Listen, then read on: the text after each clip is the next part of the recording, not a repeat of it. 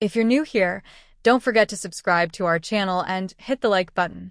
Your support helps us share more powerful, meaningful stories that stay with you long after the video ends.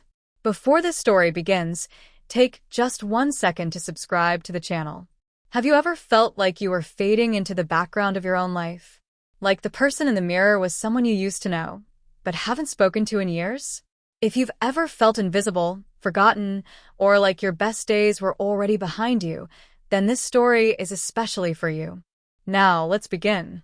Emily never imagined that something as small as choosing an outfit could quietly alter the rhythm of her life.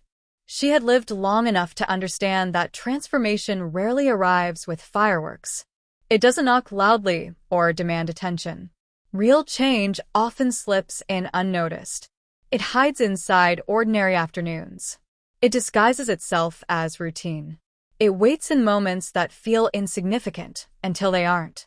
That Saturday in late spring felt like any other.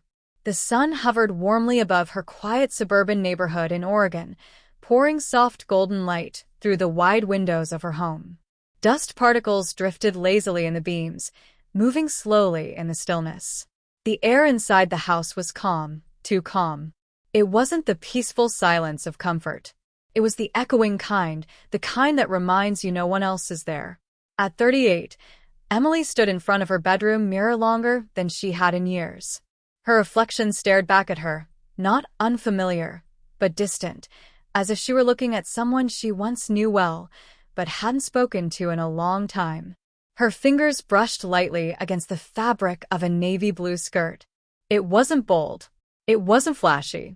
It wasn't designed to draw attention, but it was shorter than anything she had allowed herself to wear in nearly a decade. Her hand lingered at the hem. She could change. It would be easy.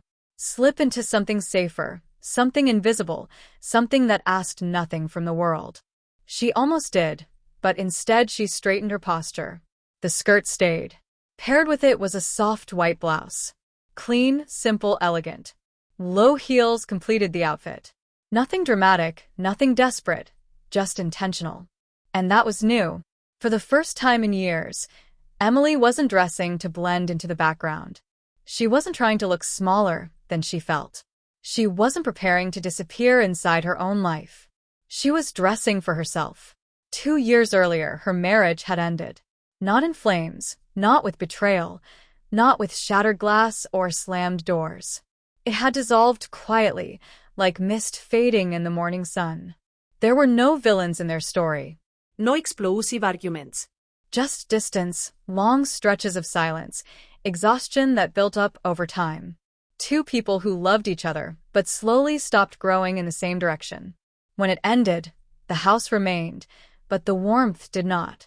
The laughter left first, then the routines, then the sense of being seen. Most days, Emily moved on autopilot. She woke up, worked, answered emails, paid bills, folded laundry, responded to messages with polite enthusiasm she didn't always feel.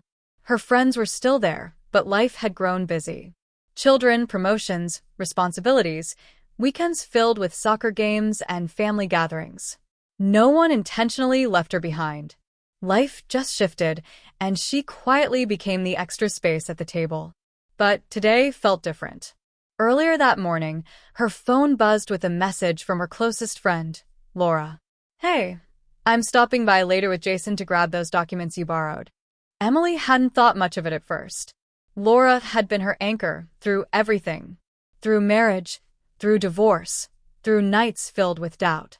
Their friendship was steady, reliable.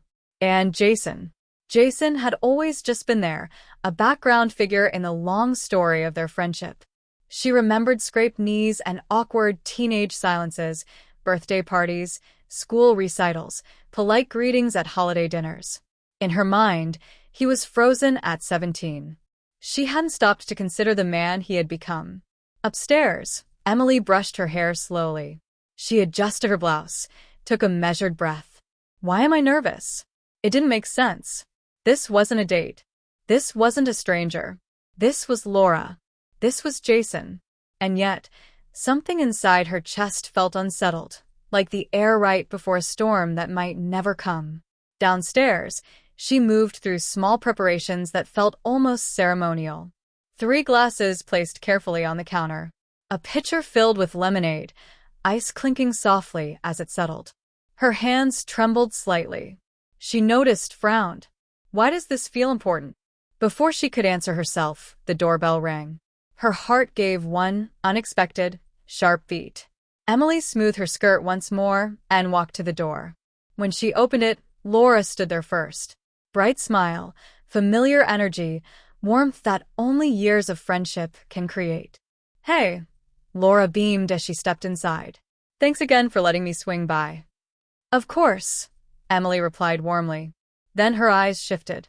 Jason stood just behind his mother, and for one suspended second, she didn't recognize him. He was taller than she remembered. Broader shoulders, his posture relaxed but confident, his dark hair neatly styled. The awkwardness of adolescence had vanished, replaced by a quiet self-assurance. Time had done its work.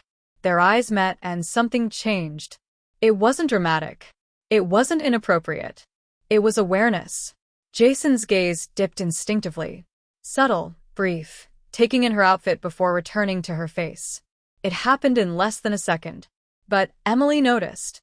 Hi, Jason, she said evenly, masking the flicker of warmth that rose unexpectedly inside her. Hi, Emily, he replied, clearing his throat slightly. You look really nice. The compliment was simple, hesitant, genuine, and completely unexpected. A soft heat rose to her cheeks. Thank you, she answered, her voice gentler than she intended. Laura, blissfully unaware of the silent shift in energy, continued chatting as they moved into the living room. She spoke about work frustrations, staffing issues, small daily annoyances. Jason sat on the couch, hands resting neatly on his knees, listening more than speaking. Observing. Emily sat across from them. Out of habit, she crossed her legs. Jason glanced away quickly, not staring. Avoiding. That detail lingered in her mind. The conversation flowed normally. Safe topics, familiar, but beneath the surface, Emily sensed something else. A quiet tension. Not dangerous. Just new. After several minutes, Laura's phone buzzed. She frowned. Oh no, I completely forgot. I have to call my boss. I'll just step outside for a minute. She turned to Jason. Can you grab the papers from Emily while I'm gone? Yeah, sure, Mom. The front door remained slightly open as Laura stepped onto the porch, and suddenly the house felt very still. Jason stood. Where are the papers? He asked. On the dining table, Emily replied. I'll get them. She walked toward the dining room, aware of his footsteps behind her. Not too close, but close enough to be felt. When she reached the table, she gathered the stack of documents and turned around. Jason was nearer than she expected. Here you go, she said, handing them over. Thanks. But he didn't move. He shifted his weight slightly. His fingers tightened around the papers. Emily tilted her head. Is everything okay? He took a breath. This might sound strange, he began carefully.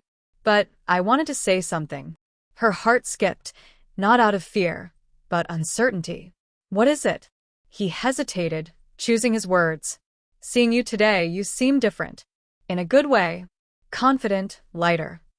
Emily blinked in surprise. Oh. I mean it, he added quickly. After everything you've been through, it's really good to see you like this. There was no flirtation in his voice, only sincerity, respect, a quiet admiration that felt steady. That's very kind of you, she replied softly. It's taken time. I'm still figuring things out. You deserve that, he said. The words settled between them.